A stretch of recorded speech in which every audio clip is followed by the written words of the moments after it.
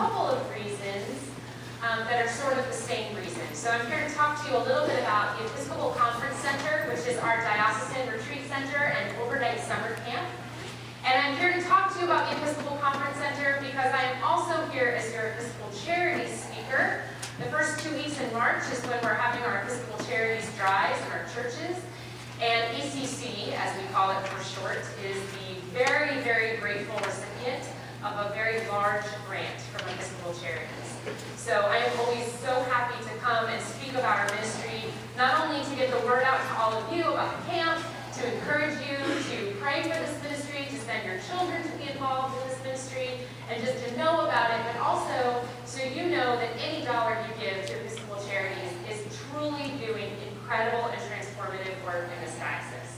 Not only has Episcopal Charities been grateful, generous to us, but so has St. Luke's, and so I just want to start with a profound thank you for all that you've done to support the work of charities and to support the work of the camp. There are so many young people here today. If you're in first grade through 12th grade, can you raise your hand? Okay, there are a lot of hands. Excellent. So if you're in first grade through 12th grade, it means we have a camp for you.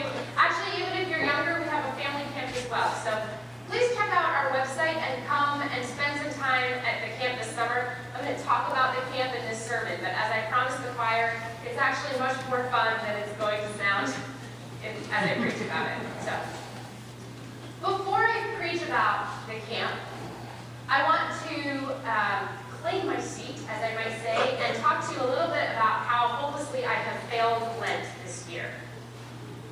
So, I was pretty excited about Lent, not in a yeah, Lent kind of way, but in I actually always appreciate the opportunity for a season that is set apart.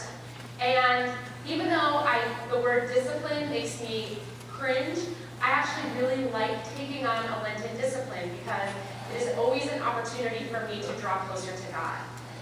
I'm part of a small church that meets in the evening on Sunday up in Pasco, and this is the first time in several years that I've actually had a regular church congregation that I'm part of for all of Lent, and so I really talked to my folks up there quite a bit about Lent this year leading up to it. I really encourage them to consider the things in their lives that might get in the way of their relationship with God, and I invited them to take on a Lenten discipline just like I was doing. I wrote a blog about it. I talked a lot about how important Lent was going to be and how spiritually significant it was going to be for all of us. And I told them, as I will tell you, that in my family what we decided to do for Lent was try to eliminate some of the screen time in our lives. Because that has been a way that I've really noticed I lose hours of my life with screens that I could otherwise be doing anything else, really, anything. So we decided in our living room and in our bedroom we were not going to have phones, the television, or the computer. And I was really excited about the way this was going to totally transform our lives. We made one exception, and that is that our family has a couple of shows that we watch together.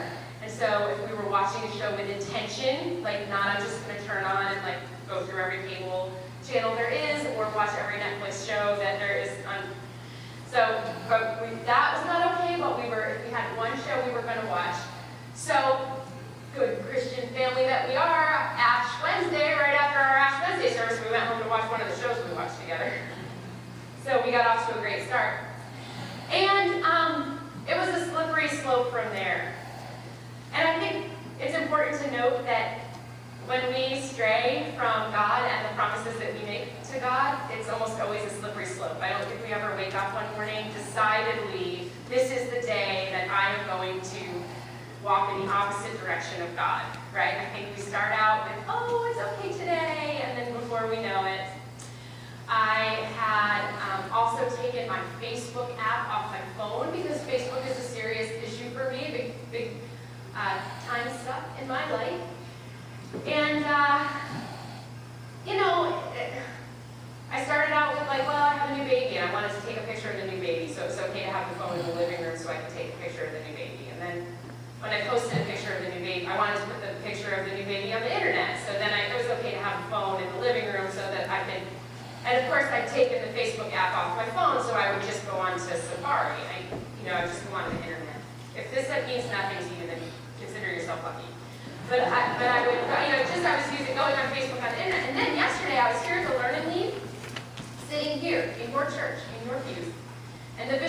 something about a hashtag so we could promote the Learn and Lead on social media.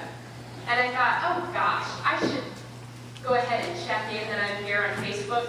And I just went ahead, sitting in this pew right here, and reinstalled my Facebook app. The church. In the church I did that. Third Sunday, we're not even halfway there. Third Sunday I went. And so it was the bishop's fault.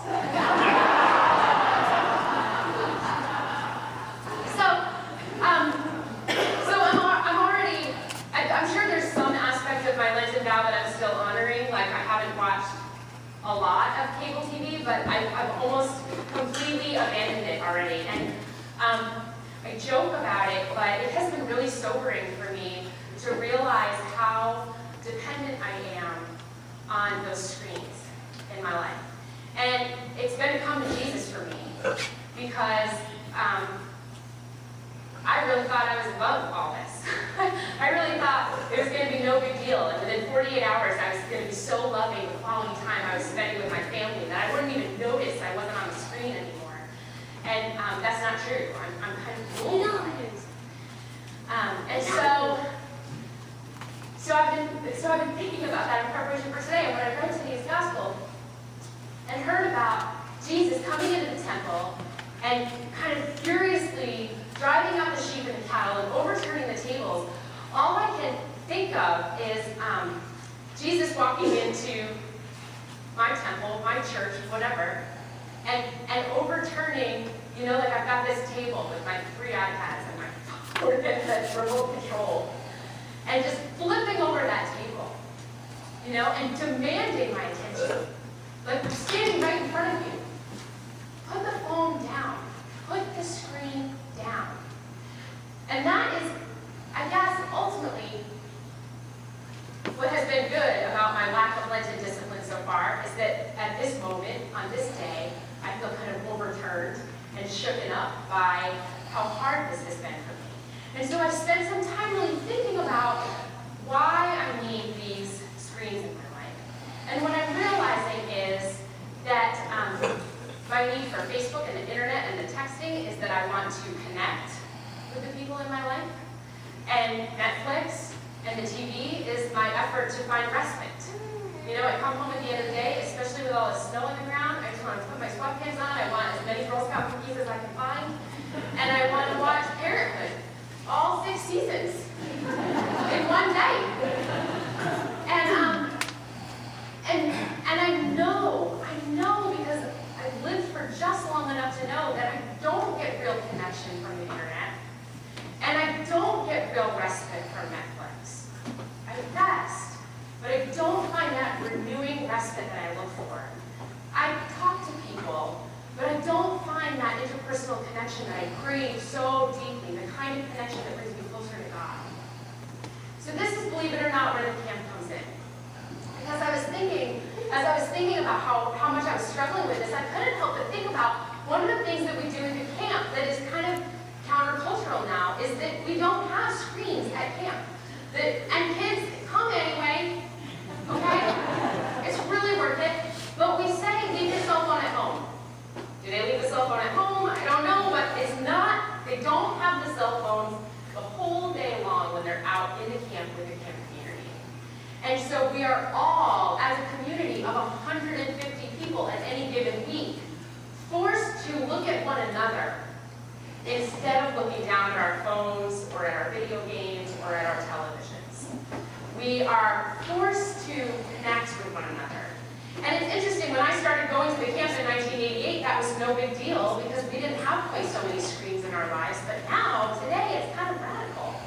It's a really different way of inviting people to live in Christian community of life together. And we do that, hopefully, when we're at church, too, on Sunday mornings. But, well, we won't get into that.